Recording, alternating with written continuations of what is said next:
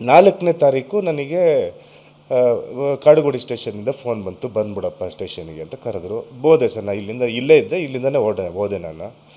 ಆವತ್ತು ನನ್ನ ಕೈಗೆ ಪೋಸ್ಟ್ಮಾರ್ಟಮ್ ರಿಪೋರ್ಟ್ ಬಂದೈತಪ್ಪ ತೊಗೊಳ್ಳೋ ಅಂತೇಳ್ಬಿಟ್ಟು ಕೈ ಕೊಟ್ಟು ಅವ್ರೇನೋ ಸೈನ್ ಎಲ್ಲ ಹಾಕಿಸ್ಕೊಂಬಿಟ್ಟು ಇದು ಮಾಡಿದ್ರು. ನಾ ಅಲ್ಲೇ ನಿಂತ್ಕೊಂಡಿದ್ದು ಓದಿದೆ ನಾನು ಪೋಸ್ಟ್ಮಾರ್ಟಮ್ ನೋಡಿ. ಕಾಸ್ ಆಫ್ ಡೆತ್ ನೋಡಿದೆ ಅದರಲ್ಲಿ.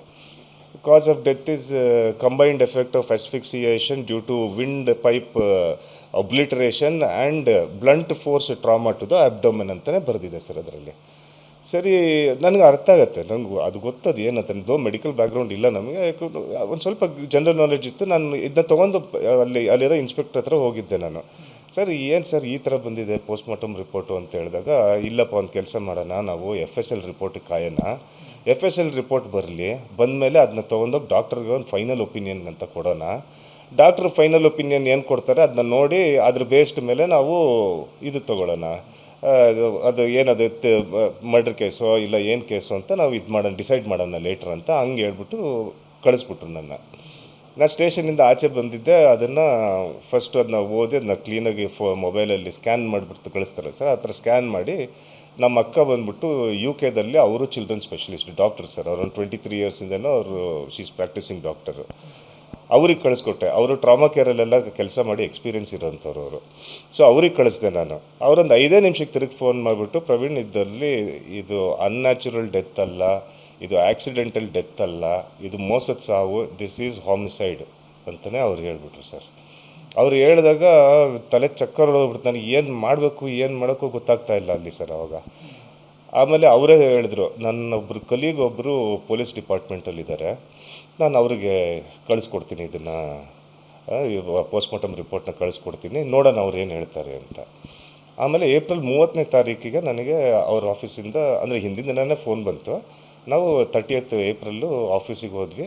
ನಾವು ಹೋದಾಗ MS ಬಿಲ್ಡಿಂಗು ಲೋಕಾಯುಕ್ತ ಆಫೀಸ್ಗೆ ಹೋಗಿದ್ದು ನಾವು.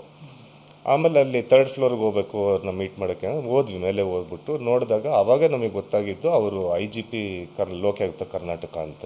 ಅದಕ್ಕಿಂತ ಮುಂಚೆ ನಮಗೆ ಅವರ ಡೆಸಿಗ್ನೇಷನು ಗೊತ್ತಿರಲಿಲ್ಲ. ಆಮೇಲೆ ಸರ್ರು ಕೂತ್ಕೊಂಡ್ಬಿಟ್ಟು ಒಂದೂವರೆ ತಾಸು ನಮ್ಮ ಜೊತೆ ಕೂತ್ಕೊಂಡು ಎಲ್ಲ ಕೇಳಿದ್ರು, ಎಲ್ಲ ಏನಾಯಿತು ಎತ್ತಾಯಿತು ಅಂತೆಲ್ಲ ಕೇಳಿದ್ಮೇಲೆ ಒಂದು ರಿಟರ್ನಲ್ಲಿ ಒಂದು ಕಂಪ್ಲೇಂಟ್ ಕೊಡಿ, ನನ್ನ ಕೈಯಲ್ಲಿ ಏನಾಗುತ್ತೆ ಎಷ್ಟಾಗತ್ತೆ ನಾನು ಇದನ್ನ ಫಾಲೋ ಅಪ್ ಮಾಡ್ತೀನಿ, rest B assured we will find justice for vanilla ಅಂತ ಹೇಳಿಬಿಟ್ಟು ಕಳಿಸಿದ್ರು ಸರ್ ನಮ್ಮನ್ನ. ನಾವು ಬಂದು ಒಂದು ವಾರಕ್ಕೆ ನಮಗೆ ACP ಆಫೀಸಿಂದ ಫೋನ್ ಬಂತು, ಅಪ್ಪ ಬಂದ್ಬಿಡಪ್ಪ ಇಲ್ಲಿ ವೈಟ್ಫೀಲ್ಡ್ ACP ಆಫೀಸಿಗೆ ಅಂತ.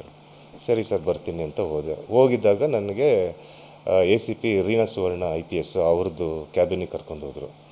ಆವಾಗ ರೀನಾ ಸುವರ್ಣ ಮೇಡಮ್ ಅವರು ಒಂದು ಸುಮಾರು 2.5 3 ತಾಸು ತನಕ ನನ್ನ ಜೊತೆ ಕೂತಿ ಎಲ್ಲ ಅವ್ರು ಹೇಳಿದ್ರು, ಎಲ್ಲ ಡೀಟೇಲ್ಸ್ ಹೇಳಪ್ಪ, ಚಿಕ್ಕದಾಗಿರಲಿ ದೊಡ್ಡದಾಗಿರಲಿ, ಅದು ಬೇಕೋ ಬೇಡವೋ ನಾವು ಡಿಸೈಡ್ ಮಾಡ್ತೀವಿ, ಆದರೆ ನೀ ಹೇಳೋದು ನಮಗೆ ಅಂತ ಹೇಳಿ ನಮ್ಮಿಂದ ಒಂದು 3 hours ಕೂತು ಎಲ್ಲ ಡೀಟೇಲ್ಸ್ ತೊಗೊಂಡ್ರು.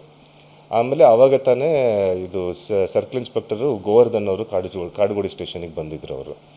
ಸೊ ಅವ್ರನ್ನೂ ಕರ್ಸ್ಕೊಂಬಿಟ್ಟು ಅವತ್ತೇ ಹೇಳಿದ್ರು, ನೋಡಪ್ಪ ಇವರು ಬಂದ್ಬಿಟ್ಟು ಇನ್ವೆಸ್ಟಿಗೇಷನ್ ಆಫೀಸರ್ ಆಗ್ತಾರೆ ಇವಾಗ, ನಾನು ಬಂದ್ಬಿಟ್ಟು ಇನ್ವೆಸ್ಟಿಗೇಷನ್ದು ಟೀಮ್ನ ಲೀಡ್ ಮಾಡ್ತೀನಿ ನಾನು.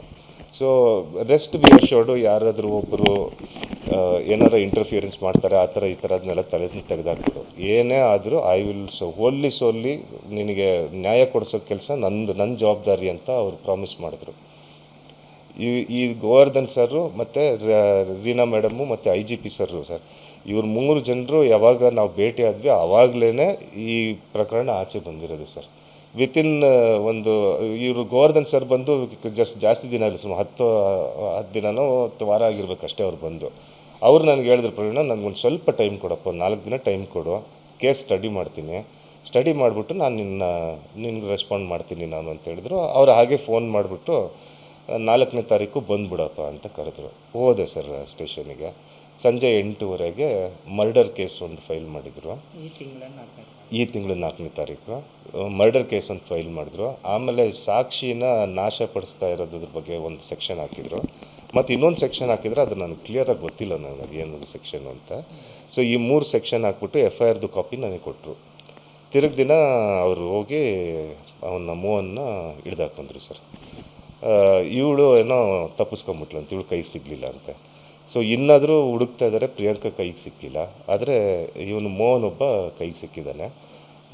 ನೆಕ್ಸ್ಟು ಏನಾಗುತ್ತೆ ಅದು ನಮ್ಮ ತನಿಖೆಯಲ್ಲೇ ನಮಗೆ ಮುಂದೆ ಗೊತ್ತಾಗಬೇಕಾಗುತ್ತೆ ಸರ್.